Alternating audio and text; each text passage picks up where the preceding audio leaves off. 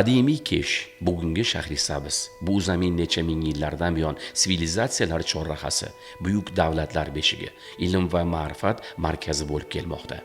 Bu yerda necha buyuk sarkardalar o'tdi. Olim va ulamolar, shayxlar kamol topdi. Bu yerda asrlar silsilasidan o'tib kelayotgan me'moriy obidalar borki, ular faqat tosh va g'ishtdan emas, ma'naviyat, ilm va e'tiqoddan barpo etilgan. Mana shunday muqaddas qadamjolardan biri Shahrisabz davlat muzeyi qo'riqxonasiga qarashli Dorut tilovat majmuasidir. Dorut tilovat Qur'on tilovat qilinadigan joy degan ma'noni anglatadi. Bu yerda asrlar davomida Qur'on sadolari yangragan.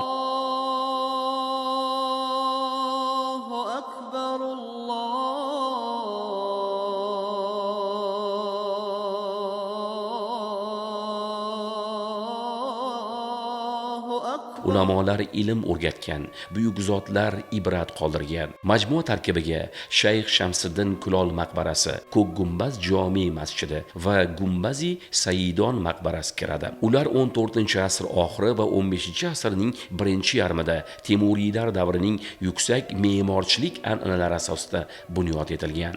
Bir qarashda bu oddiy me'moriy majmuaga o'xshaydi, ammo uning har bir devori, har bir g'ishti, har bir koshini, har bir bitigi 700 yillik tarixni so'zlab turadi. Dorut tilovat faqat tarix emas, u ma'naviyatdir, u xotiradir, u islom madaniyatining jonli yodgorligidir. 14-asr Movron nahrida yangi davlat yuksala boshladi. Bu davlatning asoschisi Sohibqiron Amir Temur edi. U buyuk sarkarda sifatida dunyo tarixiga kirdi. Ammo Temur faqat qilich bilan davlat qurmagan, u ma'naviyat bilan ham davlat qurdi. Uning nazdida ilmsiz qudrat mustahkam emas edi.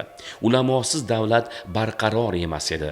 Shuning uchun ham u yurtdagi avliyolar, shayxlar va saidlarga cheksiz ehtirom bilan munosabatda bo'lgan. Temurning hayotida 3 buyuk shayx alohida o'rin egallagan. Shayx Shamsiddin Kulol, Said Baraka, Zayniddin Tayobodiy. Bu 3 ulug' zot uning hayotida nafaqat ruhiy ustoz, balki davlat ishlarida maslahatchi ham bo'lgan. Shahrisabz markazida joylashgan Dorut tilovat majmuasi. Dorut tilovat majmuasi bu o'zbek tiliga agar tarjima qiladigan bo'lsak, arab tilidan olingan so'z bo'lib, Qur'on o'qiladigan joy ma'nosini anglatadi. Albatta biz bu yerning tarixiga agar murojaat qiladigan bo'lsak, Dorut tilovat majmuasi ichida 3 ta bino joylashgan.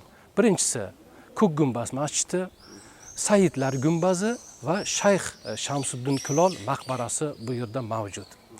Albatta bularning ichida eng mashhuri Ko'k gumbaz masjidi hisoblanadi. Xo'p, Ko'k gumbaz masjidi kim tomonidan va qachon bunyod etilgan? Albatta 2-Renessans davri, ya'ni Temuriylar davrida buyuk Sohibqiron Amir Temurning nabirasi Ulug'bek Mirzo, ya'ni kishi Shohrux Mirzoning o'g'li bo'lgan va bu yerda 1434-35-yillarda ushbu masjidni bunyod ettirganlar. Albatta bu masjid haqida juda ham ko'plab gapirish mumkin. Masjid binosi Shahrisabz shahrining janubiy tomonida joylashgan bo'lib, bu masjid ichida madrasa ham mavjud bo'lgan. Bizga ma'lumki, musulmon sharqida masjid va madrasalar, bir xonaqohlar ko'pincha bir joyda joylashgan. Albatta Ko'k gumbaz masjidi arxitektura jihatidan bunga e'tibor beradigan bo'lsak, Markaziy Osiyoda balandligi bo'yicha birinchi o'rinda turadi. Masjid 2 gumbazdan iborat bo'lib, ichki gumbaz va tashqi gumbazdan iborat. Ichki gumbazning balandligi 18 metr, tashqi gumbazning balandligi 30 metr. Yana bir narsani ko'zdan qochirmaslik kerakki, Ko'k gumbaz masjidi aslida Qoraxoniylar davrida qurilgan masjid poydevori ustida qaytadan qurilgan. Albatta biz tarixga murojaat qiladigan bo'lsak, asrlar davomida O'rta Osiyo xalqlari islom dinini qabul qilgandan keyin, masjidlar 200-300 yil davomida xizmat qilgandan keyin uning o'rnida qaytadan bunyod etilgan. Masjid peshtoqi O'rta Osiyodagi masjid peshtoqlari ichidan juda ham katta farq qiladi. Peshtoqning yuqori qismida Qur'on oyatlari bitilgan. Peshtoq qismida Qur'on oyatlaridan Baqara surasining 125, 126, 127 oyatlari bitilgan. Albatta, masjid sobiq ittifoq davrida ham qisman rekonstruksiya qilingan. Endi masjidni bezalish haqida gapiradigan bo'lsak, masjid mozaika mayolikalari o'sha davrga oiddir. Musulmon sharqida masjid va madrasalarda hech qanday surat chizilmagan, balki arab alifbosidagi Qur'on oyatlari, hadislar, Alloh nomi va payg'ambarimiz Muhammad alayhissalomning nomlari bitilgan. Bizga ma'lumki, arab alifbosida 10 dan ortiq kalligrafik yozuvlar mavjud. Kufi, Bannoi, Rayhoniy va boshqalar. Kalligrafik yozuvlardan foydalanganki, mana peshtoq qismida ko'pincha Alloh va Muhammad so'zlari bitilgan va islomiy naqshlar berilgan. Ko'pincha Temuriylar davridagi qurilgan saroylar, gumbazlar, masjidlarda 7 xil rangdan foydalanilgan. Mana 6 asr bo'libdiki, bu masjid boqiy turibdi. Chunki bu masjidning qurilishi juda puxta rejalar asosida bunyod etilgan. Masjidning shimoliy va janubiy tomonlarida ayvonlar mavjud bo'lib, bu qadimki reja asosida bunyod etilgan. Afsuski, mana shu sobiq ittifoq davrida bir qancha mana shu madaniy meroslarga e'tiborsizlik natijasida bu ayvonlar yo'q bo'lib ketgandi. Lekin mana shu mustaqillikdan keyin sharofati bilan 1996-yillarda masjidning janubiy va shimoliy tomonlarida mana shu ayvonlar qadimiy reja asosida ayvonlar bunyod etildi. Hozirda mana shu Ko'k gumbaz masjidimiz Shahrisabzning eng xorijiy va mahalliy sayyohlar kelib turadigan muhim obyektlardan biri hisoblanadi. Agar masjid ichi, ikki tomondagi ayvon va uni hovlisiga e'tibor beradigan bo'lsak, bir necha minglab kishilar bu yerda namoz o'qishgan. 1926-yilda yozilgan rus etnografi Sukharovaning yozishicha 1926-yillarda Shahrisabzda 60 ga yaqin masjidlar bo'lgan va 6 ta madrasa bo'lgan. Endi biz madrasa mavzusiga birozgina to'xtaladigan bo'lsak, biz aytib o'tdik, musulmon sharqida masjid va madrasalar bir joyda bunyod etilgandi. Masjidning sharqiy va shimoliy tomonlarida mana ko'rib turibsizlar, bir necha 30 ga yaqin hujralar mavjud. Bu yerda o'tgan asrning 20-yillarigacha qadar madrasa sifatida foydalanilgan, asosan o'g'il bolalar diniy va dunyoviy ilmlarni puxta o'rganishgan. Albatta, biz Sukharovaning kitobiga agar e'tibor beradigan bo'lsak, aytib o'tdik, Shahrisabzda 1926-yilga 60 ga yaqin masjid va madrasa bo'lgan desak, biz qadimda tarixiy manbalarda Shahrisabzni ko'pincha Qubbatul ilm val adab nomi bilan mashhur bo'lganini ham bilamiz. Buyuk tarixchi Sharafiddin Ali Yazdiyning Zafarnoma asarida shu narsalar keltiradi. Buyuk muhaddis, hadisshunos olim Xo'ja Ismoil Buxoriy ham bir muddat Shahrisabzni vatan tutganlar degan. Demakki, bu so'zimizning isboti haqiqatdan-da Xo'ja Ismoil Buxoriy bir necha yil Shahrisabzda ilm olganlar. Va shu tufayli Shahrisabz sharqda Qubbatul ilm val adab nomi bilan mashhur bo'lib kelgan. Bundan tashqari Shahrisabzni mana shu madaniy meroslari haqida Mahmud ibn Vali, Sharafiddin Ali Yazdiy, bir qancha tarixchi va geograflarning tarixiy manbalariga murojaat qilsak bo'ladi va mana shu tarixiy manbalarda qimmatli ma'lumotlar mavjud. Dorut tilovat majmuasi 2000-yil dekabr oyida UNESCOning madaniy meros ro'yxatiga kiritilgan. Albatta, Shahrisabzdagi bir qancha Oqsaroy, Dorut Saodat, Chorsuv, eski qadimiy hammom singari bu ham Dorut tilovat majmuasi ham, Ko'k gumbaz ham UNESCOning ro'yxatida turibdi. Albatta, Dorut tilovat majmuasi haqida gapiradigan bo'lsak, Shahrisabzda eng asosiy xorijiy va mahalliy sayyohlarning kelib ketishi bo'yicha Oqsaroy va Dorut tilovat majmuasi yuqori o'rinda turadi. Chunki Yevropa, G'arb va Sharq mamlakatlari mana shu Markaziy Osiyoda eng katta bo'lgan binoni ko'rishga ishtiyoqmand bo'lishadi. Bularni ko'rishga mahalliy sayyohlar ham bu yerlardagi ziyoratgohlarni biz aytib o'tdik. Amir Temurning va uning otasi Muhammad Tarag'ay Bahodirning ma'naviy ustozi bo'lgan Shayx Shamsuddin Kulol va Shayx Abul Maolining xoklari shu yerda joylashgan bu albatta mana shu yerlarni ziyorat qilishga mahalliy sayyohlar ham juda ko'p kelib turishadi. Respublikamizning turli hududlaridan kelib turishadi. Bu majmua, ya'ni Shayx Shamsiddin Kulol Abul Maolining maqbaralari mana shu Dorit tilovat majmuasining sharqiy tomonida joylashgan. Ushbu tabarruk ziyoratgohda moviy rangi bilan salobat to'kib turgan ko'k gumbaz jome masjidi har bir kishini hayratga solmasdan qo'ymaydi.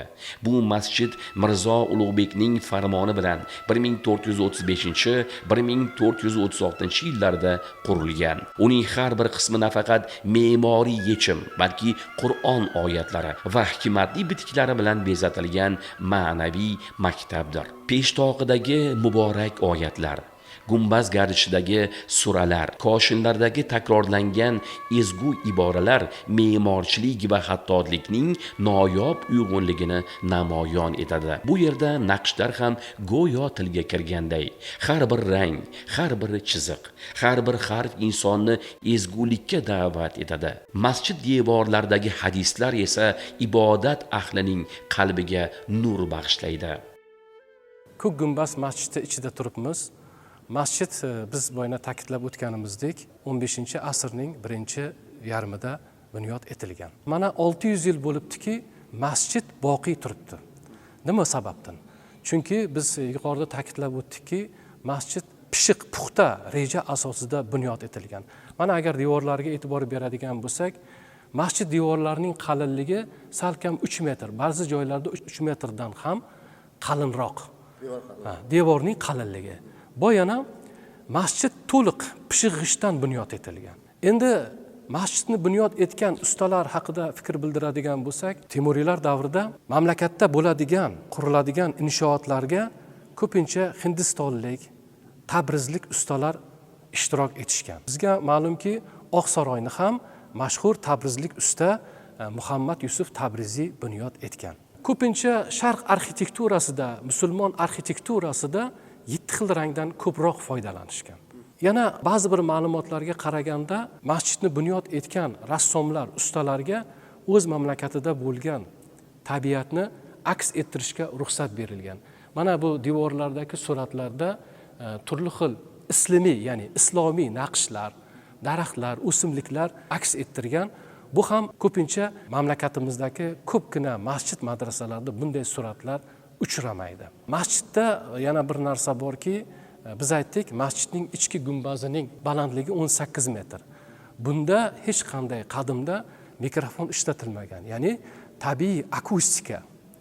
Chunki bunday katta inshootlarni ustun yopishdan boshqa yechim ham bo'lmagan. Shu uchun bular ko'pincha bir qavatlik yoki 2 qavatlik gumbaz, pishiq g'ishtdan ilingan gumbaz bilan qoplangan va mana shunday arxitektura yechimi mana shundan topilgan. Masjidning gumbaz qismining 4 tomonida katta-kattagina turli xil shaklda to'rtburchak, avalsimon shaklda tavadonlar qo'yilgan. Albatta bu masjid havosining o'zgarib turishiga, kun tushishiga, masjidning yorug'ligini ta'minlashga xizmat qilgan. Albatta masjidning saqlanishi UNESCO ekspertlari tomonidan yaxshigina baholandi. To'g'ri, 600 yillar davomida masjidning sobiq ittifoq davrida noto'g'ri foydalanish, turli maqsadlarda foydalanganda masjid yaxshigina zarar ko'rgan. Lekin albatta bu mamlakatimizda mana kattagina bunyodkorlik ishlari olib borilyapti. Kelajakda 2027-yillarda UNESCO tashabbusi bilan mana shu Dorit tilovat majmuasida qaytadan rekonstruksiya ishlari olib boriladi. Umid qilamizki, mana shu Dorit tilovat majmuasidagi ko'k gumbaz masjid ham o'zining yana qayta go'zalligini qaytara oladi degan umiddamiz. Bu maskanning yana bir yuragi Hazrat Shayx Shamsiddin Kulol maqbarasidir. Bu nom Temuriylar sulolasi tarixida alohida ehtirom bilan tilga olinadi. U nafaqat Amir Temurning, balki uning otasi Amir Tarag'ayning ham piri edi. Murid va pir o'rtasidagi munosabat shunchaki ustoz-shogird aloqasi emas. Bu ma'naviy kamolot yo'li edi. Bu ishonch edi. Bu ixlos edi. Bu sadoqat edi. 1370 1965-yil Shayx Shamsiddin Kulol vafot etadi. Bu xabar Amir Temur uchun og'ir yo'qotish bo'ladi. Bir necha yil o'tgach u otasi Amir Tarag'ayning jasadini aynan ustozi qabri yoniga keltirib dafn ettiradi. Bu qaror tasodif emas edi. Temur nazdida piri yonida yotish eng yuksak sharaflardan biri hisoblangan. Shu tariqa keyinchalik butun boshli Dorut tilovat majmuasiga asos solinadi. Bu yer endi nafaqat qabriston emas, bu yer ma'rifat maskaniga aylanadi.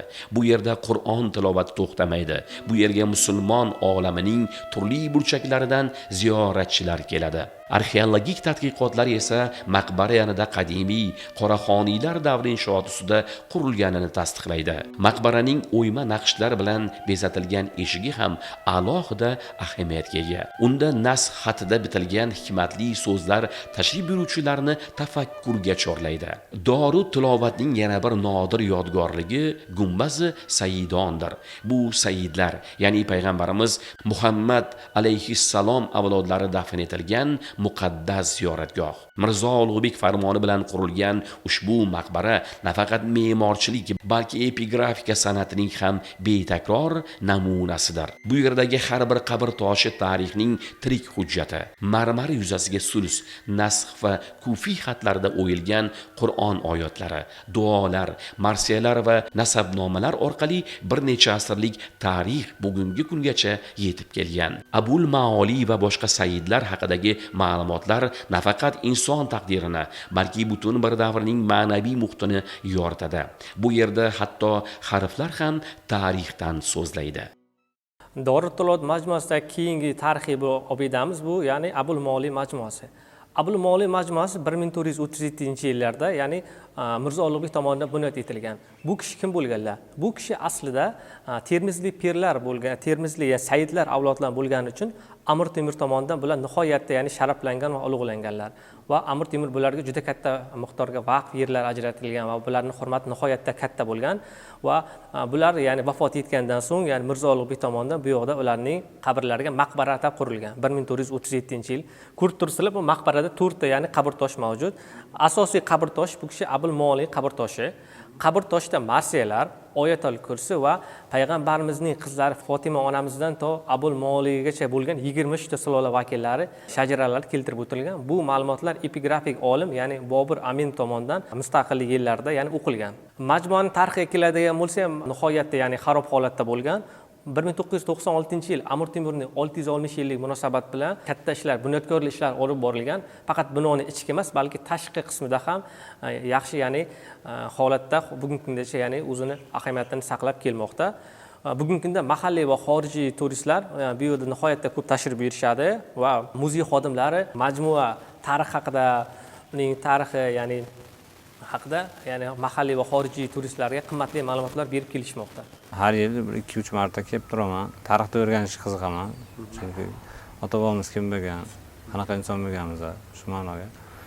Bu yerga kelishimdan maqsad shu Amir Temur hazratlarini farzandlari haqida, o'zlari haqida yashaganlari, qana o'sha davrda insonlar qanaqa yashagan, shu narsaga qiziqib, shu ma'lumotlarni oldim. Hozir taassurot juda ham baland. Ko'k gumbaz, yonida Shamsiddin Kulol maqbarasi, biroz narida Gumbazi Saidon.